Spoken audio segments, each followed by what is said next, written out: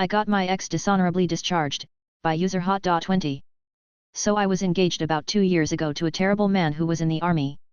He was abusive, controlling, and honestly he was just plain stupid.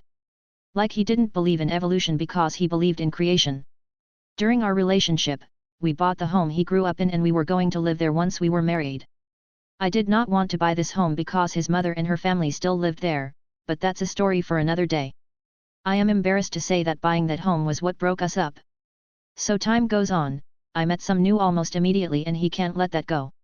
He contacts me via email and Venmo, yes he sent me money lol, and regretfully I engage with him somewhat. It all came to a head when he randomly gave my number to a friend of his and his friend threatened to come shoot me. His exact words were, "You're going to taste the end of my gun." Well, that didn't go over very well with me because my ex was caught on camera coming by my job and my parents' home. So I called his chain of command, which really wasn't that hard to get a hold of, and emailed him the screenshots of that message and various others and the video clips of him driving by. He got dishonorably discharged, face with tears of joy. I only know that because his mom called my mom in a rage over it. She never admitted that it was her son's fault for harassing me, resulting in his discharge. Still gives me a chuckle. Edit: I didn't expect this to blow up, so here's some answers for common comments. I didn't keep any of his money he sent. He was deployed for almost all of our relationship and he didn't come off as a fundy Christian till he was home. He was home for 1 month in our relationship and that's when I left him. I am sure there were other issues between him and the army. I am sure he was a massive security threat because he would blast in detail what he did in Afghanistan and Fort Gordon. His mom called mine about the discharge. I'm sure he never owned up to anything and lied to his family. I purposely made my neighbor late for work, by user Broadway Girl 865. I posted this on Ida and someone suggested I should post it here too.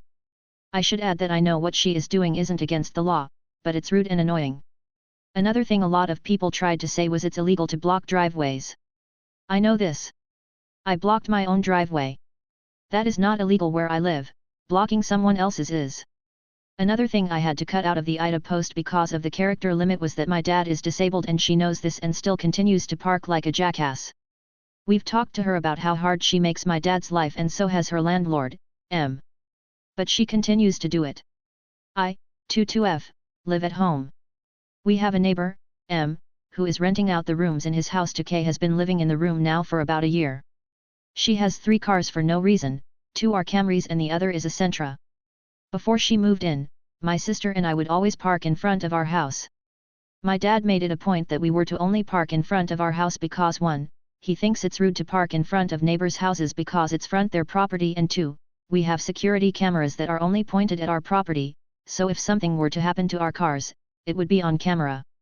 Now that Kay lives there, she parks 1 car in the driveway, another in the middle of the street in front of MS house, and the other Camry in front of our house.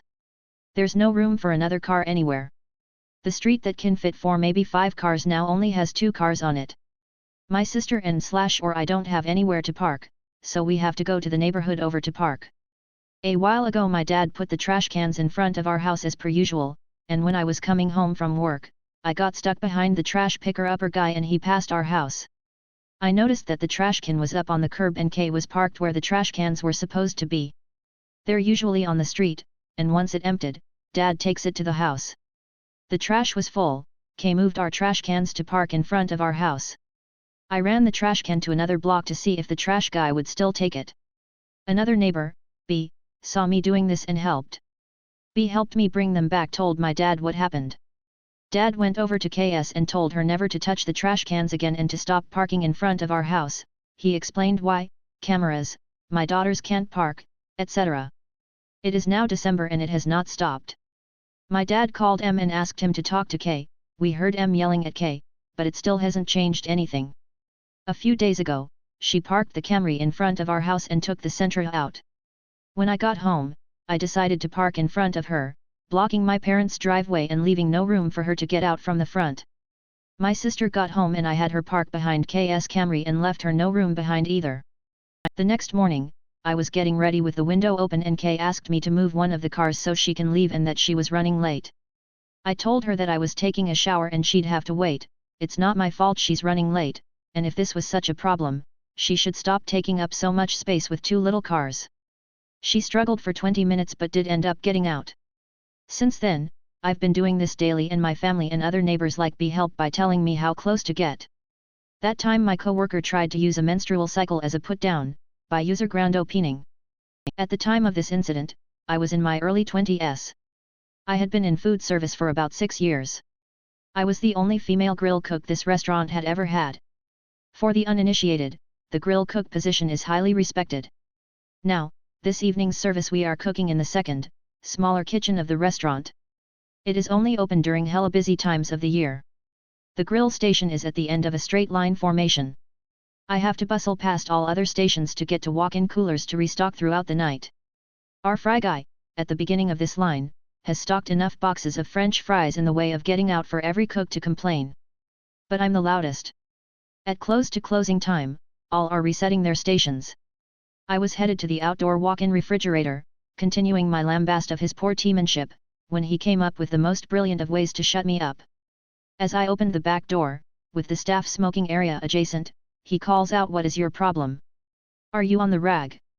Without closing the door, I turned toward this little cretin and exclaimed, "Let me tell you what. If you are so interested in when there is blood in my panties, I will get you a calendar. And every day that I bleed, I will put a big red X. That way, you will know if I am on the rag or just pissed off with your shit." Best part of this, a few months later, an FNG, effing new guy in restaurant parlance, is being corrected, by me, on some prep he's doing for my station. As I walk away, I overhear FNG mutter, "What's her deal? Is it her time of month?" I then hear Fry Guy state, adamantly, "Don't go there. Someone bullied me, so I gave him the wrong answers on the exam," by user Waferunique 971. For some context, this takes place last year. There are two main characters, me and another person that I will call Chris. Chris always bullied me for having bad vision and wearing glasses. My vision is so bad. I'm blind from one eye and my other eye is really bad. I always need my iPad to help me see text or any other thing that is far away. Even if the paper has been printed in bigger font, I would still use it. So it was time for exams. I had Chris in all my classes. I had good grades in the classes, unlike Chris who was failing almost all classes. He begged everyone to help him cheat. I would have helped him if he was anyone else. But because he was him and he made my life hell, I didn't. So he asked me to help him cheat. I thought this was a great idea to get my revenge. I said okay. In all our exams I gave him wrong answers.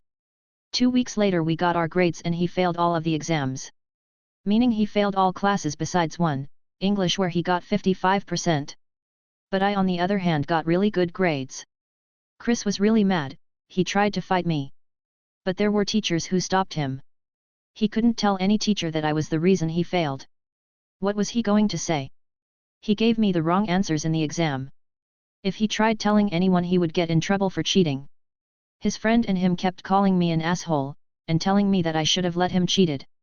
He ended up wasting his summer in summer school. Cheapskate cousin refuses to let me take shower. No problem, Lil, use more water in the sink, by user Doki Fishran. Tonight I was going to take a navy shower when my cousin, I'll call her Karen, blocked the entrance to the bathroom and said, "You either a washcloth under your arms or no getting in here." Me, I was all around in, undisclosed city, today getting stuff done, I stink like shit. Karen, I don't care a shit, my water bill is too high, and you used to be homeless, you never took showers. Me, I washed my ass in a McDonald's sink every night. I do not want to deal with that shit again. Karen, I do not care, it's about being mature. So did what Karen asked, but with a twist. I washed my entire body in her sink, from the PP, to the ass, all in the family sink, while using more water, 15 gal, than if I took a navy shower, 2-7 gal.